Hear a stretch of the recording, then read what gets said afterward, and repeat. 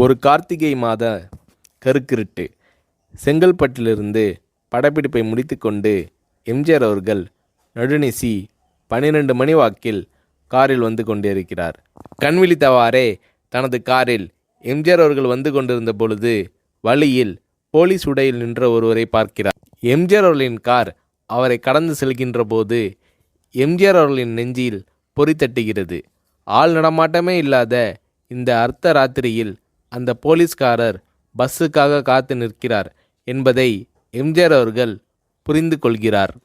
உடனே தனது டிரைவரிடம் காரை நிறுத்த சொல்கிறார் எம்ஜிஆர். கார் பின்னோக்கி வருகிறது.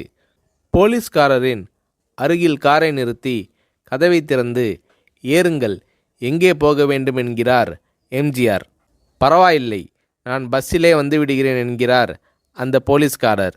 நேரமாகிவிட்டது, இனி இந்த ரூட்டில் பஸ் கிடையாது, ஏறிக்கொள்ளுங்கள் என்று எம்ஜிஆர் அவர்கள் வலுக்கட்டாயம் செய்ய போலீஸ்காரர் வேண்டா வெறுப்பாக ஏறுகிறார்.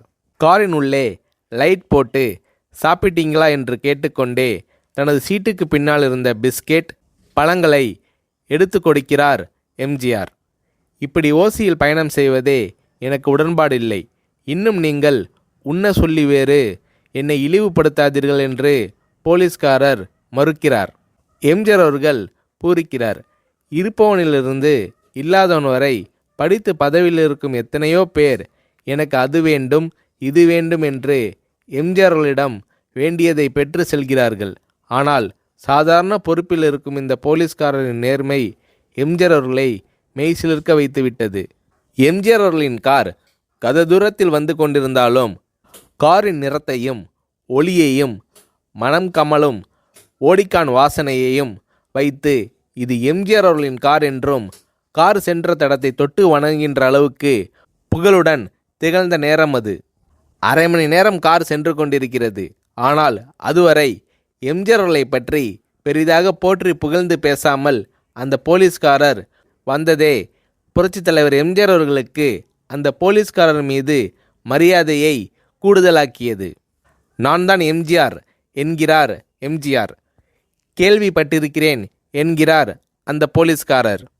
பொன்மனச்செம்மல் எம்ஜிஆர் அவர்களின் முகத்தில் கோபம் இல்லை, பதிலுக்கு பொன்முறுவல் மலர்கிறது. என் படங்களை பார்த்து இருக்கிறீர்களா என்று கேட்கிறார் எம்ஜிஆர்.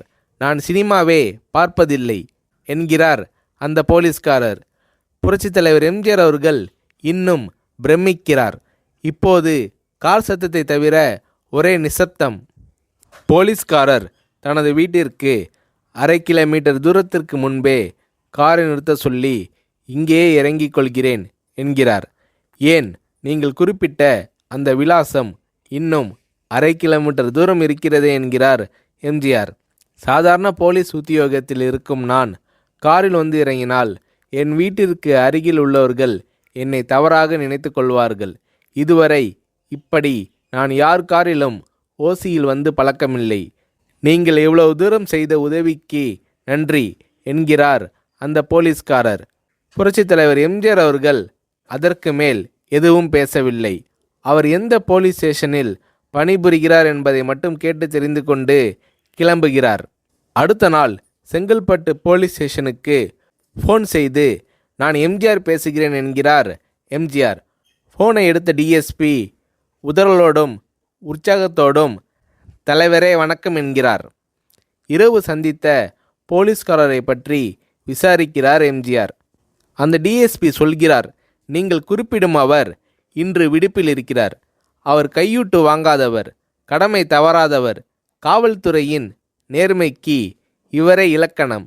வெற்றிலை பாக்கு, பீடி, சிகரெட் போன்ற போதை வஸ்துக்கள், நாடகம், சினிமா போன்ற பொழுதுபோக்கு அம்சங்களையெல்லாம் இவர் அறியாதவர். கல்யாண வயதில் உள்ள 3 பெண்களையும் கரை சேர்க்க முடியாமல் கஷ்டத்தில் இருக்கிறார் என்கின்ற விபரம் டிஎஸ்பியால் எம்ஜிஆர் அவர்களுக்கு சொல்லப்படுகிறது. அவரை நாளை என் தோட்டத்திற்கு வர சொல்லுங்கள் என்கிறார் எம்ஜிஆர். கேட்டுக்கொண்ட டிஎஸ்பி உங்களோடு ஃபோனில் ஆளுக்கு ஒரு வார்த்தை பேச இன்ஸ்பெக்டர், சப் இன்ஸ்பெக்டர் உட்பட எல்லோரும் ஆசைப்படுகிறார்கள். ஃபோனை அவர்களிடம் கொடுக்கலாமா என்கிறார். எம்ஜிஆர் அவர்கள் கொடுங்கள் என்கிறார். பேசுகிறார். அந்த போலீஸ் ஸ்டேஷனே புண்ணியம் பெற்றதாக மகிழ்ச்சி அடைகிறார்கள் அந்த போலீஸ்காரர்கள். மறுநாள் அந்த போலீஸ்காரர் ராமவரம் தோட்டத்திற்கு அழைத்து வரப்படுகிறார். அவரிடம் பேப்பரில் மடித்த பெரிய பணக்கட்டை கொடுத்து, இதை வைத்து உங்கள் பெண்களின் கல்யாணத்தை நடத்துங்கள் என்கிறார் எம்ஜிஆர். போலீஸ்காரர் மறுக்கிறார்.